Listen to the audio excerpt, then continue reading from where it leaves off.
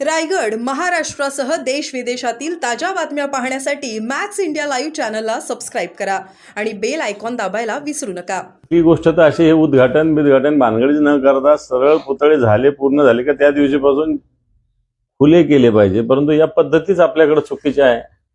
कोणतरी नेता आला पाहिजे मगच त्याच्या हाताने उद्घाटन झालं पाहिजे, तो पण त्या पुतळ्याचा अवमान होतो हे कोणाच्या लक्षात येत नाही। इथे आपल्या इथं स्वामी रामानंद तीर्थांचा पुतळा 13 महिन्यांनी होता झाकलेला, आणि म्हणून आम्ही ठाकरेंचं तर अभिनंदन केलं पाहिजे। एक पत्र पाठवलंय महाराष्ट्र सरकारनं सगळ्यांना, म्हणजे यंत्रणेला, Maharashtra official should stand MP MLA, म्हणजे कोणी एमपी एमएलए आला की उभं राहायचं आणि त्यांचं स्वागत करायचं, त्यांचा सत्कार करायचा, भाषा चांगली वापरायची, अशा पद्धतीच्या सूचना करण्यात आलेल्या आहेत। हा शिष्टाचाराचा भाग आहे। मला असं वाटतं हा एमपी किंवा एमएलए साठीच नाही, एक शिष्टाचार म्हणून सगळ्यांसाठीच, सगळ्यांनीच, म्हणजे फक्त अधिकाऱ्यांनीच एमपी एमएलएशी नव्हे तर एमपी एमएलएने सुद्धा अधिकाऱ्यांशी तशाच पद्धतीनं वागण्याची आवश्यकता आहे। एकमेकांचा मान जर ठेवला तर एकमेकांना मान मिळत असतो असं मला वाटतं। फक्त नियमन कायदे करून असा मानपान मिळणं याला काही अर्थ नाही। त्याच्यासाठी मला असं वाटतं ती कमवावी लागते। ती जर कमवावी कोणत्या एमएलएने आणि एमपीने तर मला असं वाटत नाही कोणता अधिकारी शिष्टाचाराचा भंग करेल। लाडक्या बहिणीत 5,000 सरकारी कर्मचारी, 3 हजार शिक्षक यांच्यासह काही जिल्हा परिषद कर्मचारी आणि पोलिसांनी योजनेचा लाभ घेतला असा आता अंतिम अहवाल झालेला आहे। आता या सगळ्यांवर राज्य सरकार कारवाई करण्याचा विचार सुरुवातीला मंजूर का केल्या? सुरुवातीला नियम होता, कायदा होता की कोणी या योजनेचा लाभ घ्यायचा ठरलेलं असताना तुम्ही मताच्या लालचीपायी हे सगळे अर्ज मंजूर केले आणि आता कारवाई करता। खरं तर बेसिक सरकारनेच हे अर्जच मंजूर करायला नव्हते पाहिजे। अर्ज गुन्हा करायला लावायचा आणि नंतर गुन्हा का केला म्हणून कारवाई करायची। हा दुटप्पीपणा सरकारला, गुन्हा का केला, गुन्हा करतानावर सुद्धा गुन्हा दाखल झाला पाहिजे। ज्यांनी घेतलं त्यांनी नाही, ज्यांनी केलं त्याच्यावर सुद्धा गुन्हा दाखल झाला पाहिजे। आमदारांनी कसं वागावं आणि कसं वागू नये यासाठी नीतिमूल्य समिती स्थापन केलेली आहे। मी आता तेच पहिले आधी उत्तर दिलेलं आहे। नीतिमूल्य हा विषय पुस्तकातला जरी असला तरी माणसाच्या वृत्तीनं तो होऊ शकतो, नव्हे होतो। ज्याची नीती चांगली आहे, ज्याचं मूल्य चांगलं आहे, मला वाटतं त्याला समाजात निश्चित मान असतो। शिष्टाचाराचा भाग निश्चित त्याला शिष्टाचार योग्य पद्धतीने मिळतो। ज्याला नीती नाही, ज्याला मूल्य नाही, त्याला कोणी लोक, साधा माणूस सुद्धा, एखादा चपरशी सुद्धा एखाद्या आमदाराला, खासदार शिव्या देऊ शकतो। त्याला काय प्रॉब्लेम आहे? तो जर कसा वागला तर ते कसं सहन करणार कोणी? त्या समितीमध्ये चैनसुख संचिती, सुधीर मुनगंटीवार, विजय देशमुख, दीपक केसरकर, आता चैनसुख संचितीनं सगळ्या बँका बुडवलेल्या आहे, मलकापूर बँक, आणि ही नीती मूल्य शिकवणार का? सगळ्या बँका डुबवल्या, लोकांना डुबवलं, भारतीय जनता पार्टी त्यांना संरक्षण देते, हे चैनसुख संचिती काय नीती मूल्य शिकवणार आहे? सगळे सर्वे करतात। भाजपने एक सर्वे केला मुंबईमध्ये की बार अंतर्गत, आणि त्यात त्यांना सक्षम बहुमत मिळालंय। असे सर्वे होत असतात। आता सर्वे कुठल्या कुठे जातात? आता बिहारला सर्वे काय होते आणि मग मतपेटीत काय निघालं? त्याच्यामुळे सर्वे हा विषय एक मेंटॅलिटी सेट करण्यासाठी मला असं वाटतं वापरण्यात येणारा आताच्या पद्धतीचं एक पद्धती दिसू लागलेली आहे। एक सामान्य बातमी दिलेली आहे की काल ट्रम्पने जे सांगितलं ना, अमेरिकेचा आवाज होता त्याच्यावर त्याचं लिहिलेलं आहे की आता काय की अमेरिकेच्या दाव्यामुळे भाजप फक्त आणि केंद्र सरकारची पुन्हा गोची झाली रे। सत्य ना, ट्रम्प काय आज नाही बोलले, रोजच बोलतायत। जिथं संधी मिळेल तिथं बोलतायत की युद्ध मी थांबवलं, मोदींचा मला फोन आला होता, नाही तर मी तुमच्यावर टेरिफ लावेल। पुन्हा एक वेगळा अहवाल सुद्धा आल्याचं सुद्धा सामनाने छापलेलं, ते वाचा। की अमेरिकेनं काय काय बोललेलं आहे, चायनाचं काय काय झालेलं आहे। त्याच्यामुळे हे जे लोक सिंदूर घेऊन फिरत होते ना, मला असं वाटतं हे डोळ्यात झणझणीत अंजन आहे। सामनामध्ये असं लिहिलंय की मिंदे गटात खतखत आणि कमळाबाईची गडबड, कारण उदय सामंत यांच्याकडून रवींद्र चव्हाणांचं कौतुक केलं गेलं। हे पहा, हे सगळं मागच्या आठवड्याभरात घडतंय। मंत्रिमंडळाच्या बैठकीवर बहिष्कार झाला. उपमुख्यमंत्री शिंदे साहेब दिल्लीला गेले. मला असं वाटतं शिंदे साहेब हे अमित शहा जे आहेत आपले देशाचे गृहमंत्री यांच्या नजीकच्या गोटात आहेत आणि ते त्यांच्या नजीकच्या गोटात आहेत म्हणून त्यांना महाराष्ट्रात त्रास होतो की काय अशी सुद्धा शंका येते खऱ्या अर्थानं कधी कधी. हो, अमित शहाच्या जवळ असल्यामुळे महाराष्ट्रात त्यांना त्रास होतो की काय अशा प्रकारची शंका सुद्धा मनात उभी राहते. कारण ज्या पद्धतीनं देशात एवढे मोठे प्रश्न असताना देशाचे गृहमंत्री जर एका उपमुख्यमंत्र्याशी तेही दुसऱ्या पक्षाच्या 50-50 मिनिटं चर्चा करतात, याचा अर्थ कधी त्यांना अमित शहा बाकीच्यांना फोन करावर भेटतात का, एकनाथ शिंदेनाच का भेटतात, याचा अर्थ अमित शहा आणि एकनाथ शिंदे साहेब यांचा गोळपीट आहे. परंतु गोळपीट असल्यामुळे महाराष्ट्रात त्यांना एकनाथ शिंदेना त्रास दिला जातो अशा प्रकारची सुद्धा मानसिकता काही जणांची. मी काय म्हटलं, महाराष्ट्रात कोणत्या व्यक्तीचं नाव मी घेतलेलं नाही. म्हणजे राज्याच्या नेत्यांचे केंद्राच्या भाजपच्या नेत्यांमध्ये जमत नाही असं म्हणायचं. मी काय असा त्रास होतो की काय अशा प्रकारची शंका आमच्या मनात आहे. नेत्यांचा सुद्धा बऱ्याच असाच समज आहे. शिंदे साहेबांच्या नेत्यांचा सुद्धा असाच समज आहे आणि भारतीय जनता पार्टीच्या सुद्धा एका गटाचं असंच म्हणणं आहे. एका गटाचं? हा, भारतीय जनता पार्टीच्या. बरं, ठाण्यात 2 नगरसेवकांमध्ये मारहाण झाली आहे. भाजपच्या माजी नगरसेवकाने शिंदेच्या पदाधिकाऱ्याला चांगलंच चोपलंय. त्यामुळे आता हा वाद मारामारीपर्यंत. मला असं वाटतं जे आता राज्यात होतंय ते खाली महानगरपालिका, आता नगरपालिका, ग्रामपंचायती पण होत आला. आता शिंदेच्या लोकांना चोपलं, मुंबईत चोपलं, ठाण्यात चोपलं, आता एखाद्या तालुक्यात चोपतील, एखाद्या ग्रामपंचायत चोपतील, म्हणजे विषय संपला. नवाब मलिकावरून भाजपमध्ये संवाद पाहायला मिळतोय. नवाब मलिक प्रचारात असल्यास मुंबईत राष्ट्रवादीची युती करणार नाही अशी भूमिका आशिष शेलारांनी घेतली. तर मलिकाबाबत निर्णयाचा अधिकार राष्ट्रवादीचा असल्याचं बावनकुळेंचा. कशाच्या बाबतीत बावनकुळेंचं काय म्हणणं आहे? मलिकावरचा निर्णय अधिकार राष्ट्रवादीचा असल्याचं बावनकुळे म्हणाले. कशा बाबतीत? थोडक्यात शेलार म्हणतात नवाब मलिक सोबत नसो, कालची ती चर्चा आहे. आणि बावनकुळे बोलतात त्यांच्याबाबत निर्णय राष्ट्रवादी, आम्ही काय विरोध करायचा. हा दुटप्पीपणा आहे ना. नवाब मलिकांविषयी देवेंद्रजी काय काय बोललेले आहे. देशद्रोहाच्या बाजूला बसणारे एकनाथ शिंदे काय काय बोलले, देशद्रोहाच्या मांडीला मांडी लावून बसणारे. आता हे देशद्रोही आहेत का, आणि असेल तर तुम्हाला चालतात का? खरं तर आम्ही म्हणत होतो की असं व्यक्तिगत तुम्ही नवाब मलिकावर आरोप लावताय, या एखाद्या केसमुळं त्यांना देशद्रोही ठरवणं चुकीचं आहे. परंतु ते म्हणतात नाही हे देशद्रोही आहेत. मग आता हे देशद्रोही तुम्हाला कसे चालतात, बावनकुळेंना कसे चालतात? हा भारतीय जनता पार्टी माझा प्रश्न. मी तर म्हणतो नवाब मलिक अजितदादांच्या पक्षात आहे, मग ते अजितदादा चालतातच ना तुम्हाला, म्हणजे देशद्रोही तुम्हाला चालतात असं त्याचा स्पष्ट अर्थ आहे. म्हणजे तुम्ही पुन्हा दुतोंडाने बोलतात ना. ज्यावेळेस नवाब मलिक आमच्या सोबत होते तर ते देशद्रोही, तुमच्या सोबत आले तर काय झाले, ते देशभक्त झाले का? आपण भारतीय जनता पार्टीचा दुतोंडी दुधारीपणा हा सगळ्या ठिकाणी देशभक्तीमध्ये, हिंदुत्वामध्ये आहे. ते हळूहळू लोकांना कळतंय.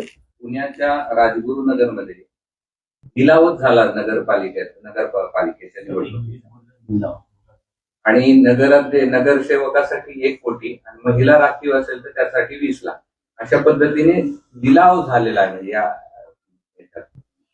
वाटतं लोकशाही अशा पद्धतीनं वेशीवर टांगणं चुकीचं आहे.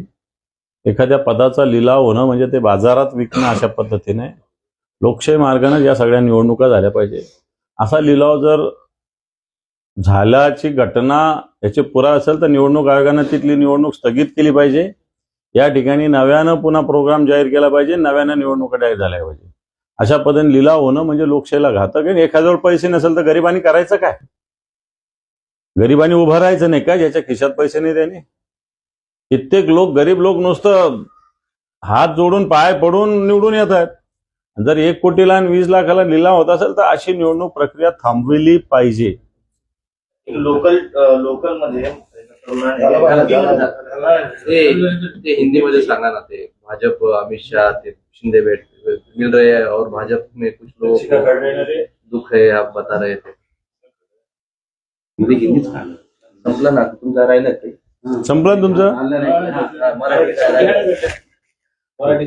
जिस प्रकार अमित शाह और एकनाथ शिंदे जो महाराष्ट्र के डिप्टी चीफ मिनिस्टर है, इनका दोनों का एक रिलेशन बहुत अच्छा है ऐसा माने जाता है।